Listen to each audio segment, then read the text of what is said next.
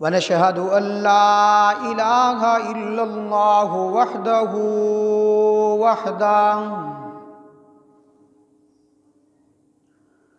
وحده لا شريك له في الخلق والأمر إدغارا لمن جهد به وكفر ونشهد أن سيدنا ومولانا محمدا عبده ورسوله المبعوث إلى الأسود والأحمر لتتميم مكارم الأخلاق لا يخلق نبي ولا رسول بعده ولا أمة بعد أمتي ولا كتاب بعد كتابي ولا شريعة بعد شريعتي صلى الله تعالى عليه وعلى آله الذين هم خلاصة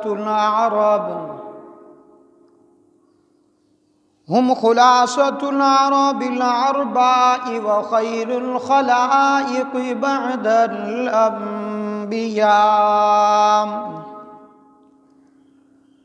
وهم كالنجوم في السماء للاهتداء والاقتداء وهم مفاتيح الرحمة ومصابيح الغرر أعوذ بالله من الشيطان الرجيم بسم الله الرحمن الرحيم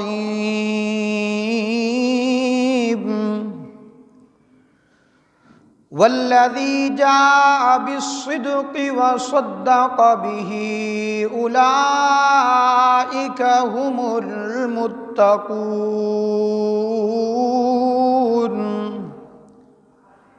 وقال تعالى فأما من أعطى واتقى وصدق بالحسنى وقال في موضع آخر محمد رسول الله والذين معه أشداء على الكفار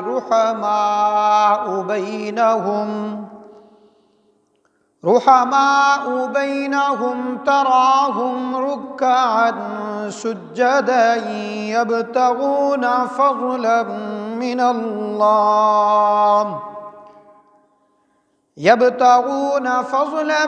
من الله ورضوانا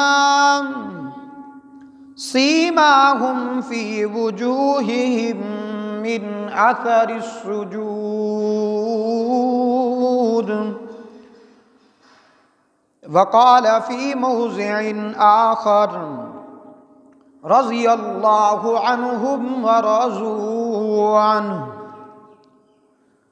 وقال النبي صلى الله عليه وسلم إن الله اختارني واختارني أصحابي وقال النبي صلى الله عليه وسلم أصحابي كالنجوم بأيهم اقتديتم اهتديتم وقال النبي صلى الله عليه وسلم أرحم أمتي بأمتي أبو بكر رضي الله تعالى عنه رب اشرح لي صدري ويسر لي أمري واحلل عقدة من لساني يفقهوا قولي رب زدني علما رب زدني علما رب زدني علما تیری سیرت کا ہر ایک پہلو گلاب اندر گلاب تیری سیرت کا ہر ایک پہلو گلاب اندر گلاب، روشنی میں تجھ سے کم تر دوپہر کا آفتاب۔ وہ ہے نبیوں کا امام، تو اماموں کا امام، وہ خدا کا اور اس کے نبی کا تو انتخاب۔ ثانی اثنین کی آیت ہے تیری شان میں، تیرا منکر اور دشمن دشمن ام الکتاب۔ کیسی کیسی مشکلوں میں تو ہوا ہے سرخرو، کیسے کیسے امتحانوں میں ہوا ہے تو کامیاب۔ درود پاک پڑھیں۔ اللہم صلی علی محمد وعلی آل محمد کما صلیت علی ابراہیم وعلی آل ابراہیم انک حمید مجید۔ اللہم بارک علی محمد وعلی آل محمد کما بارکت علی ابراہیم وعلی آل ابراہیم انک حمید مجید۔ میرے واجب الاحترام سامعین محترم، آج یہاں ہم جامعہ مسجد ابراہیمی جلال آباد میں جمعہ کی نشست میں جمع ہیں، اور آج کا یہ جمعہ ماہ جمادی الثانی سن 1442 ہجری کا آخری جمعۃ المبارک ہے، 29 جمادی الثانی، اور اسی طرح ماہ فروری سن 2021 کا آج دوسرا جمعۃ المبارک ہے۔ جمادی الثانی کے حوالے سے ایک جمعہ شارٹ ہونے کی وجہ سے عنوان جو تھے سیدنا صدیق اکبر کے وہ کمپلیٹ میں نہیں کر سکا، تو آج کے جمعہ میں انشاءاللہ کوشش کروں گا کہ سیدنا صدیق اکبر کے حوالے سے کچھ باتیں آپ کے سامنے رکھ کر صدیق اکبر رضی اللہ تعالیٰ عنہ کے عنوان کا اختتام کر سکوں، اور آئندہ جمعہ رجب المرجب کے حوالے سے آپ کے سامنے زندگی رہی تو کچھ گفتگو کروں گا۔ نعمان نہ کو کچھ کیا مسئلے نہ کو انعام کو پوچھنا کیا مسئلہ۔ رجب المرجب کے حوالے سے سب سے بڑی بات یہ ہے کہ رجب المرجب میں اللہ کے رسول صلی اللہ علیہ وسلم کو معراج ہوا۔ معراج ہوا، تمام انبیاء کو معراج ہوا، لیکن اللہ کے رسول صلی اللہ علیہ وسلم کو بھی معراج ہوا۔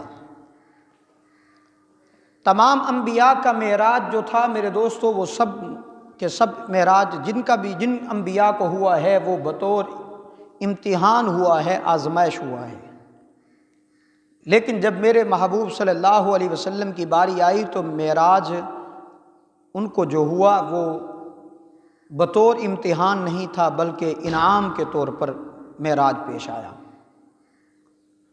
تو رجب المرجب میں انشاءاللہ معراج پہ گفتگو کروں گا، اور ساتھ ہی رجب المرجب میں ایک اور اہم بڑا واقعہ پیش آیا جس میں پیغمبر صلی اللہ علیہ وسلم کے صحابی رسول ہیں جناب سیدنا امیر معاویہ۔ اگر یہ بات رشتے ناطے کے تعلق سے کہہ دوں تو غلط نہیں ہے کہ وہ پیغمبر صلی اللہ علیہ وسلم کے سالہ لگتے ہیں۔ ان کی وفات ہوئی 22 رجب المرجب کو، تو یہ رجب المرجب میں اس پر میں انشاءاللہ بات کروں گا۔ آج میرا عنوان اور موضوع جو ہے وہ دور صدیق اکبر رضی اللہ تعالیٰ عنہ کے متعلق ہے کہ صدیق اکبر کا دور کیسا تھا میرے دوستو، اور ایک اسلامی حکمران کا دور ایسے ہی ہوتا ہے جیسے صدیق اکبر کا دور تھا۔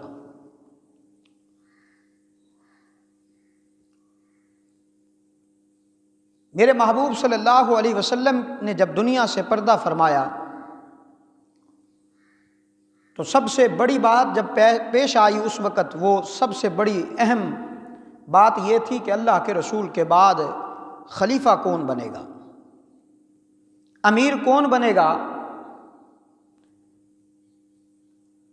یہ بات اللہ کے رسول صلی اللہ علیہ وسلم نے اشارتاً تو بتلا دی تھی، لیکن اس کو حکماً الفاظ کی روح سے اپنی جگہ پر نہیں متعین کیا تھا کہ میرے بعد خلیفہ ابو بکر ہوگا، یہ الفاظ نہیں تھے، اشارتاً تھے کہ محبوب نے اپنے مصلی پر ابو بکر کو کھڑا کیا اور فرمایا کہ میرے بعد ابو بکر اور عمر کی اقتدا کرنا۔ باہر والے بھی اندر آ جاؤ، بھائی چھوٹے اندر آ جاؤ، بھائی دھوپ کی ضرورت اب اتنی نہیں ہے، تو سارے روٹین بن جائے گی، باہر جو بھی آئے گا وہ باہر ہی بیٹھا کرے گا۔ حضرت انس رضی اللہ تعالی عنہ فرماتے ہیں کہ میں ایک مرتبہ اللہ کے رسول صلی اللہ علیہ وسلم کے ساتھ ایک باغ میں تھا،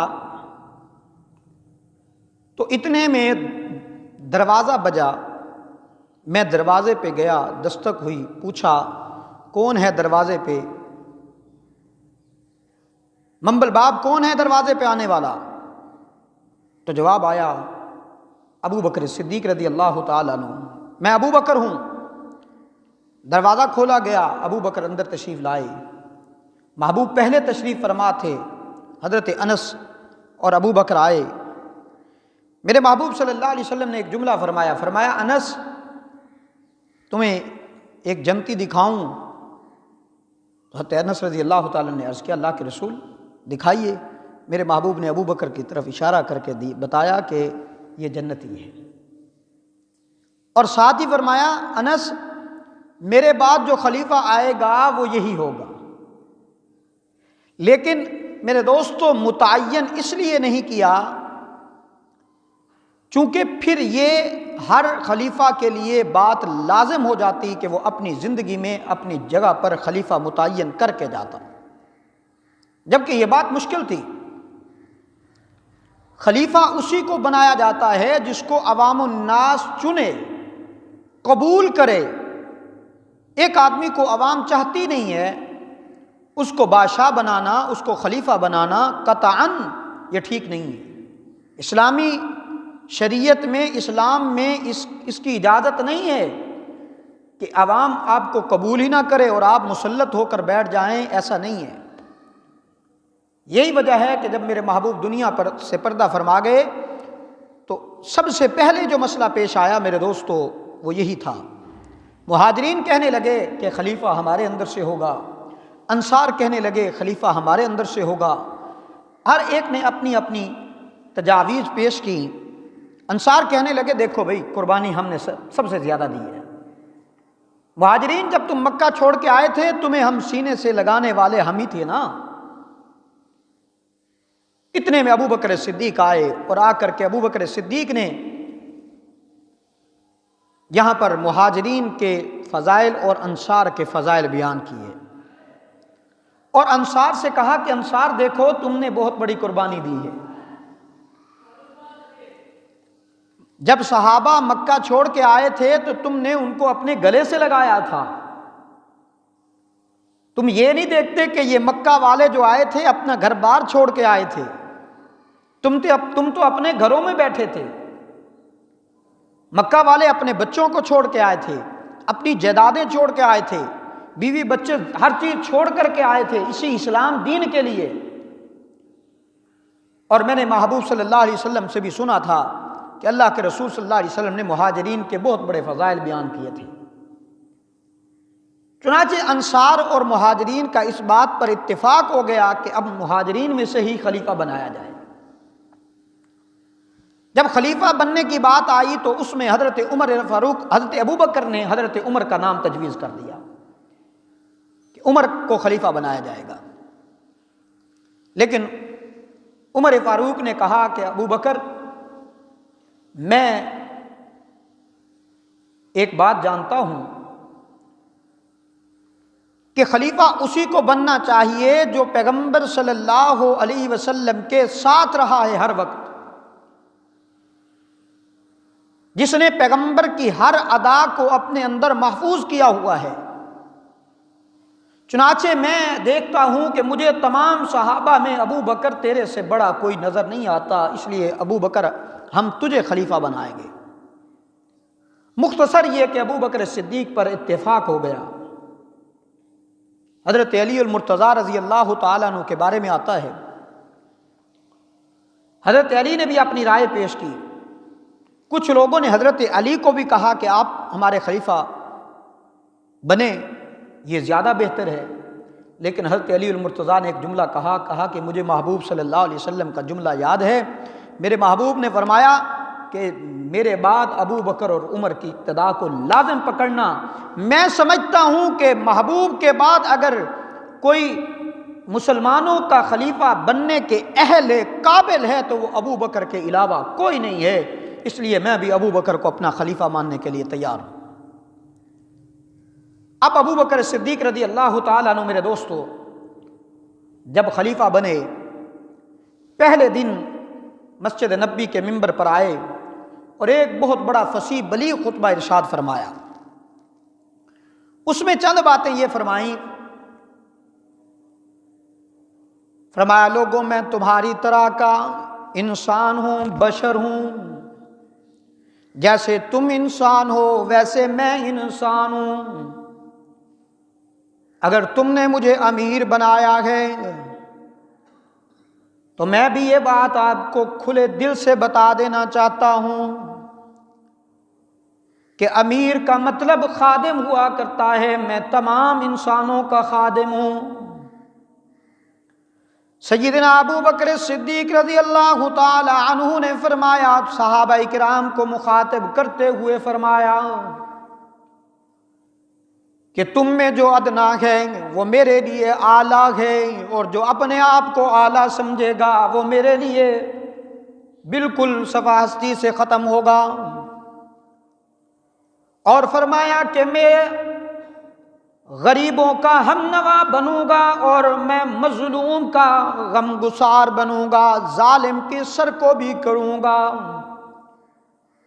اور ایک بہت بڑا جملہ فرمایا میرے صحابہ، محبوب کے صحابہ، میرے رفقا، ایک بات سن لو، اگر میرے اندر کوئی کمی کوتاہی آپ کو نظر آئے تو بلا جھجک آپ مجھ سے وہ کہہ دینا۔ اور یہاں تک بڑا سخت جملہ کہتے ہوئے فرمایا کہ میرا گریبان پکڑ کے مجھے کہنا کہ ابو بکر فلاں کام آپ نے ٹھیک نہیں کیا، لیکن اگر تم نے ایسا نہ کیا کہ وہ کام میں نے غلط بھی کیا اور تم نے مجھے ٹوکا بھی نہ، تو پھر سن لو کل قیامت کے دن میں بری و ذمہ ہوگا، اور کل قیامت کے دن اس بات پر میں تمہارا گریبان پکڑوں گا۔ وقت کا بادشاہ ہے، امیر المؤمنین ہے۔ آج یہاں تو کوئی کہہ دے نا، یہاں کسی سے آپ بات بھی نہیں کر سکتے، بادشاہ تو بڑی دور کی بات ہے، یہاں آپ کسی ایک چپڑاسی سے بھی بات نہیں کر سکتے۔ آپ تھوڑا سا الجھ پڑے ہیں کسی سرکاری سے، ملازم سے، پولیس والے سے، کسی سے بھی، شام سے پہلے وہ آپ کو کوشش کرتا ہے کہ میں دن کے تارے آپ کو دکھا دوں۔ لیکن میرے دوستو بدقسمتی کا عالم ہے کہ ہمارا یہ ملک تو کلمے کے نام پر بنا ہے، لیکن آج تک کلمے والے قانون اس میں نہیں آ سکے۔ جہاں کلمہ چلتا ہے، کلمے کے قانون چلتے ہیں، اسلام چلتا ہے، تو وہاں اسلام کا جو حکمران ہوتا ہے، امیر ہوتا ہے، وہ اپنی عوام کو یہ کہتے ہوئے نظر آتا ہے کہ میں عوام کا خادم ہوں، میں عوام کا امیر میں نہیں ہوں، بادشاہ نہیں ہوں، میرے اندر آکڑ نہیں ہے، میں بلکہ عوام کا خادم ہوں۔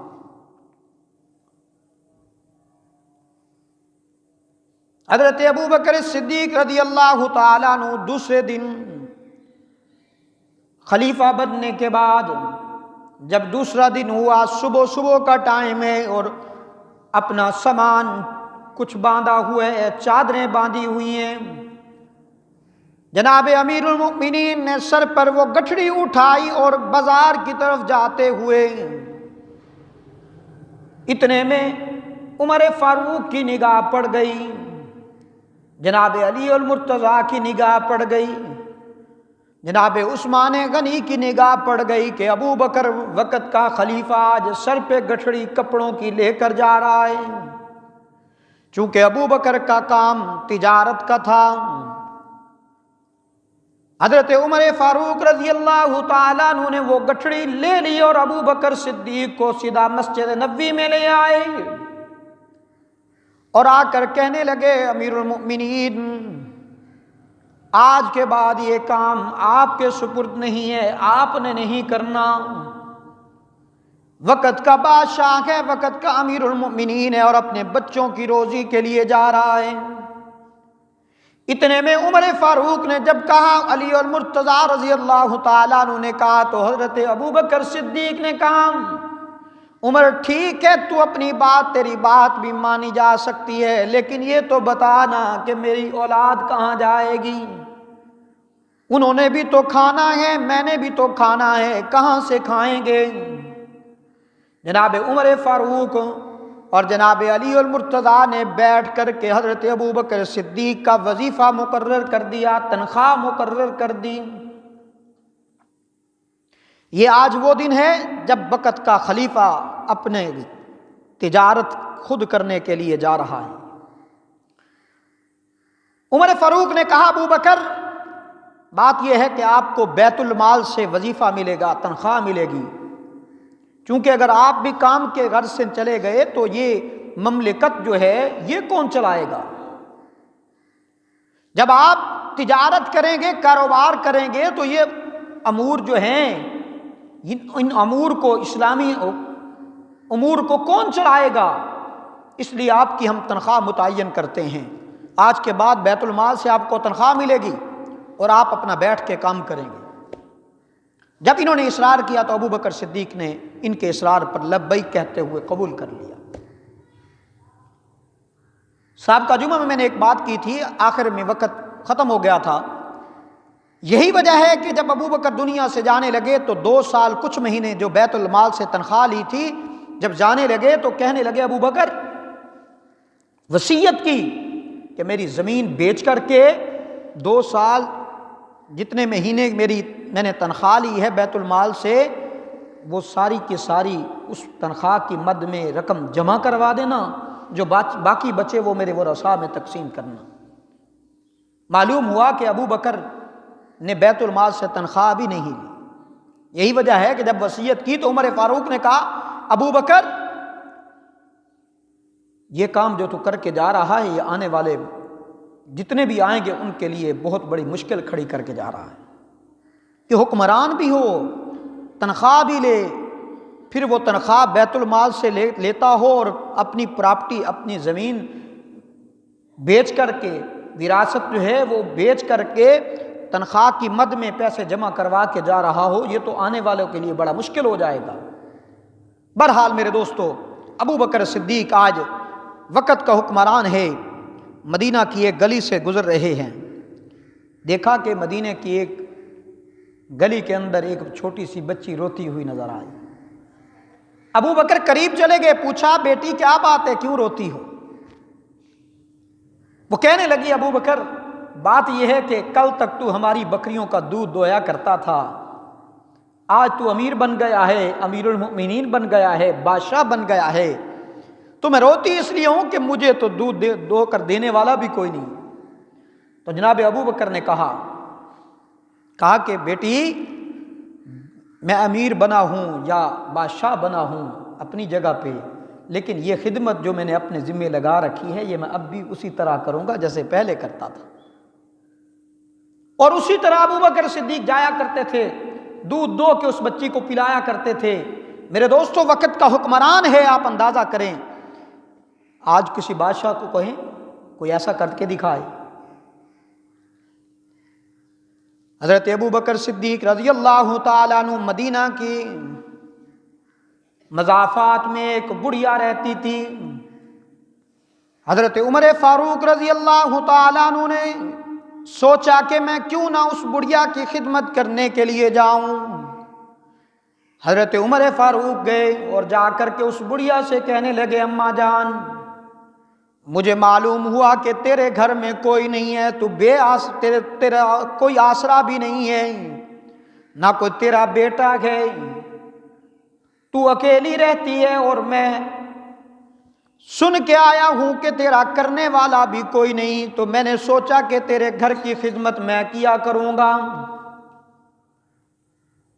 وہ بڑھیا کہنے لگی بیٹا تو ٹھیک کہتا ہے اپنی جگہ پہ، لیکن ایک پہلے بھی کوئی آنے والا آتا ہے اور گھر کا سارا کام کر کے جاتا ہے، صفائی بھی کر دیا کرتا ہے، پانی بھی بھر کے لا دیا کرتا ہے۔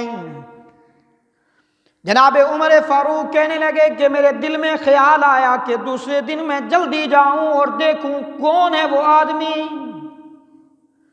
صبح تہجد سے پہلے عمر فاروق کہتے ہیں کہ میں چلا اور میں اس بڑھیا کے پاس چلا گیا۔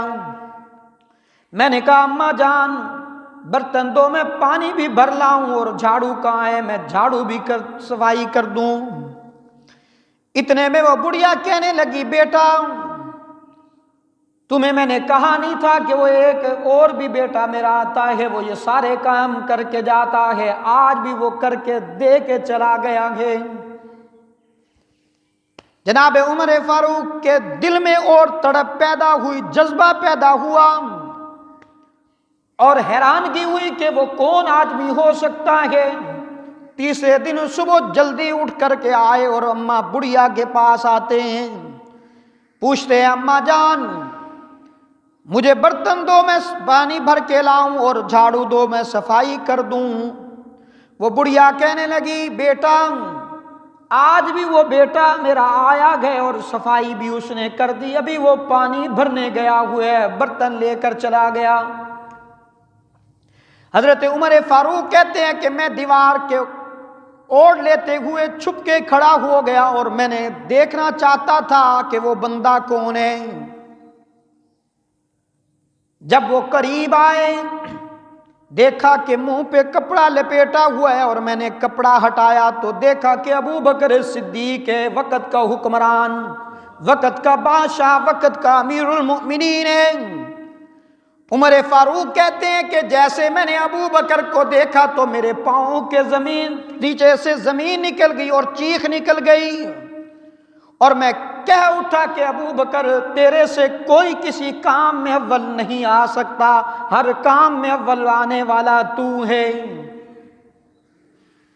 ابو بکر ہی تھا نا میرے دوستو، ہر کام میں اول آنے والا ابو بکر تھا۔ کلمہ پڑھنے سے لے کر میرے دوستو میرے محبوب صلی اللہ علیہ وسلم کے ساتھ بھی، اور ہر نیکی میں ابو بکر نے ابتدا کی ہے اور پہلا نمبر لیا ہے۔ اللہ کے رسول صلی اللہ علیہ وسلم مسجد نبوی میں تشریف فرما ہیں، صحابہ کرام کا مجمع لگا ہوا ہے۔ میرے محبوب نے فرمایا آج کوئی تم میں سے ایسا بھی ہے جس نے آج روزہ رکھا ہو؟ ابو بکر کھڑے ہوئے، اللہ کے رسول میں نے روزہ رکھا ہے آج۔ پوچھا تم میں سے کوئی ایسا بھی ہے کہ جس نے آج کسی مریض کی عیادت کی ہو؟ صحابہ میں سے ابو بکر کھڑے ہوئے کہنے لگے اللہ کے رسول میں مریض کی عیادت کر کے بھی آیا ہوں۔ پھر پوچھا اللہ کے رسول نے کہ تم میں سے کوئی ایسا بھی ہے کہ جس نے آج جنازے میں شرکت کی ہو؟ ابو بکر کھڑے ہوئے اور کہنے لگے اللہ کے رسول میں آج فلاں مسلمان مومن کا جنازہ پڑھ کے آیا ہوں۔ پوچھا آج کوئی ایسا بھی تم میں سے ہے جس نے مسکین کو کھانا کھلایا ہو؟ ابو بکر کھڑے ہوئے کہنے لگے اللہ کے رسول میں مسکین کو کھانا کھلا کے بھی آیا ہوں۔ رحمت عالم صلی اللہ علیہ وسلم نے فرمایا میرے صحابہ اگر کسی نے جنتی کو دیکھنا ہو تو یہ سامنے دیکھ لو، ابو بکر تمہیں جنتی نظر آئے گا۔ یہی وجہ ہے نا سیدہ عائشہ صدیقہ سب کہیے رضی اللہ تعالیٰ عنہ ایک مرتبہ بیٹھی ہوئی ہیں، اللہ کے رسول صلی اللہ علیہ وسلم کی خدمت اقدس میں پوچھنے لگی، اللہ کے رسول، میرے خامد، میرے سر کے تاج، میرے آقا، میرے محبوب، کیا کوئی ایسا آدمی بھی ہے جس کی نیکیاں آسمان کے ستاروں سے بھی زیادہ ہوں؟ آسمان پہ ستارے نظر آئے نا، رات کا ٹائم تھا، میرے محبوب بھی بیٹھے ہیں، سیدہ عائشہ بھی بیٹھی ہیں، تو سیدہ عائشہ کہنے لگی، اللہ کے رسول، کوئی ایسا بھی ہوگا کہ جس کی نیکیاں آسمان کے ستاروں کے برابر ہو جائیں؟ رحمت عالم صلی اللہ علیہ وسلم نے فرمایا، عائشہ، وہ تیرا باپ ابو بکر ہے جس کی نیکیاں آسمان کے ستاروں کے برابر نہیں بلکہ آسمان کے ستاروں سے بھی زیادہ ہیں۔ پھر سوال ہوا، کسی نے اللہ کے رسول سے سوال کیا، اللہ کے رسول، جنت کے جو 8 دروازے ہیں، کیا کوئی ایسا بھی خوش نصیب ہوگا کہ جو جنت کے 8 دروازوں میں سے گزرے یا جنت کے 8 دروازے اس کو بلائیں؟ رحمت عالم صلی اللہ علیہ وسلم نے فرمایا، میرے صحابہ، ابو بکر میرا واحد وہ صحابی ہے جس کو جنت کے 8 دروازے بلائیں گے کہ ابو بکر ہم سے گزر کے جائیے نا، ابو بکر ہم سے گزر کے جائیے نا۔ یہ اعزاز صرف ابو بکر کو ہی حاصل ہے، اور کسی کو حاصل نہیں ہے۔ یہی وجہ ہے نا میرے دوستو، دنیا میں اللہ کے رسول صلی اللہ علیہ وسلم کے ساتھ ابو بکر رہے ہیں، آج مزار میں بھی، روضہ اقدس میں بھی میرے محبوب کے ساتھ ابو بکر ہیں۔ کل جب جنت میں جنتی جنت میں چلے جائیں گے میرے دوستو، پوچھا جائے گا، جنتیو تمہیں کسی چیز کی کوئی کمی نظر آتی ہے میری جنت میں؟ اللہ پوچھیں گے نا، جنتی لوگ کہیں گے، اللہ تیری جنت میں کس چیز کی کمی ہے؟ دنیا میں ہم نے عبادتیں کی اسی جنت کے لیے، دنیا میں ہم نے نیکی کی اسی جنت کے لیے، کلمہ پڑھا اسی جنت کے لیے، محبوب کی فرما برداری کی اسی جنت کے لیے، تیری اطاعت کی اسی جنت کے لیے، آج ہمیں وہ جنت مل گئی ہے تو ہمیں اور کیا چاہیے؟ تیری جنت میں کسی چیز کی کوئی کمی نہیں ہے۔ تو رب العالمین فرمائیں گے، جنتیو پھر بھی سوچ لو، میری جنت میں ایک چیز کی کمی ہے۔ جاؤ، علماء لکھتے ہیں کہ اللہ فرمائیں گے، جاؤ اپنے علماء کے پاس جن کے پیچھے تم جمعہ پڑھتے رہے ہو دنیا میں، جاؤ ان سے سوال کرو کہ اللہ فرماتے ہیں کہ میری جنت میں ایک چیز کی کمی ہے، وہ ہے کیا؟ تو علماء کہیں گے، ہاں اللہ کی جنت میں ایک چیز کی کمی رہ گئی ہے، جنت سب مل گئی ہے، کھانا پینا، اٹھنا بیٹھنا، دودھ کی نہریں، شراب کی نہریں، بڑے بڑے عمدہ محل، ہر چیز مل گئی ہے، لیکن کمی ایک چیز کی جو رہ گئی ہے وہ اللہ کے دیدار کی کمی۔ پھر رب العالمین اپنا دیدار نصیب فرمائیں گے جنتیوں کو میرے دوستوں۔ لیکن جہاں پر لوگوں سے سوال ہوگا کہ بتاؤ جنت میں کوئی چیز کی کمی یا کسی چیز کی طلب ہے تو بتاؤ، وہاں پر میرے محبوب صلی اللہ علیہ وسلم سے بھی پوچھا جائے گا، میرے محبوبام، جنت آپ کو مل گئی ہے، آپ کو سردار بنا دیا گیا ہے جنت کا، بتائیے کوئی چیز آپ کو چاہیے جنت میں، کسی چیز کی کوئی طلب ہے آپ کو؟ علماء لکھتے ہیں، مفسرین لکھتے ہیں، ائمہ لکھتے ہیں کہ رب العالمین کے ہاں میرے محبوب صلی اللہ علیہ وسلم ایک درخواست پیش کریں گے، اللہ تیری جنت میں کسی چیز کی کوئی کمی نہیں ہے، لیکن میں چاہتا ہوں کہ جہاں پر میں ہوں، میرے اس محل میں، میرے یہاں پر اس مقام میں ابو بکر کو بھی میرے ساتھ بھیج دے، میری یہ درخواست ہے۔ سب سے بڑا مقام جنت میں میرے محبوب کا ہوگا، پھر میرے محبوب کے بعد تمام انبیاء کا ہوگا، پھر انبیاء کے بعد امتوں میں سب سے بڑا مقام اس امت کا ہوگا، اور اس امت میں سب سے پہلے جس کا مقام منزل ہوگی وہ ابو بکر کا ہوگا۔ رب العالمین اپنے محبوب کی اس درخواست کو قبول کرتے ہوئے ابو بکر کو نیچے سے محبوب کے ساتھ پہنچا دیں گے، میرا محبوب اب تو خوش ہو جا، تیرے یار کو میں نے بھیج دیا ہے۔ رب العالمین کے ہاں میرے محبوب بھی تو درخواست کریں گے نا، اللہ دنیا میں ابو بکر نے مجھے تنہا نہیں چھوڑا تھا، آج میں جنت میں ابو بکر کے بغیر کیسے رہوں، ابو بکر کو میرے پاس بھیج دینا۔ ابو بکر صدیق رضی اللہ تعالیٰ عنہ کی بات چل رہی تھی میرے دوستو۔ ایک دن حضرت ابو بکر صدیق کے گھر میں بیگم نے اور بچوں نے درخواست پیش کی کہ اگر میٹھا گھر میں بنا لیں تو کیسا رہے گا۔ حضرت ابو بکر صدیق بادشاہ ہے، توجہ کرنا، بادشاہ ہے، کہنے لگے بھی میرے پاس کچھ بھی نہیں ہے تمہارے اس میٹھا بنانے کے لیے۔ چند دن جو وظیفہ ملتا تھا ابو بکر صدیق اپنے گھر میں دیا کرتے تھے، گھر والوں نے وہ تھوڑا تھوڑا جمع کرنا شروع کر دیا۔ جمع کرتے کرتے کچھ دن کے بعد ابو بکر صدیق کی اہلیہ کہنے لگی یہ میں نے رقم جمع کی ہے تو بازار سے سودا سلف تو لا دیجئے، آج میٹھا کھانے کو دل کر رہا ہے۔ کئی دن جمع کرنے کے بعد میرے دوستو ابو بکر نے دیکھا وقت کا بادشاہ ہے، وقت کا امیر المؤمنین ہے۔ جب جمع پونجی دیکھی، پوچھا کہاں سے لائی ہے جمع پونجی؟ کہا کہ جو وظیفہ بیت المال سے لیتے تھے اسی سے تھوڑا تھوڑا جمع کرتی رہی ہوں۔ ابو بکر صدیق نے وہ سارا پیسہ، وہ سارے جتنے پیسے تھے وہ اٹھائے اور بیت المال میں جا کر جمع کرا دیے۔ کہنے لگے میٹھا کھانے کی ضرورت نہیں ہے، یہاں دنیا کی خواہشات میں پڑنے کی ضرورت نہیں ہے، میں یہ سمجھتا ہوں کہ اتنا بیت المال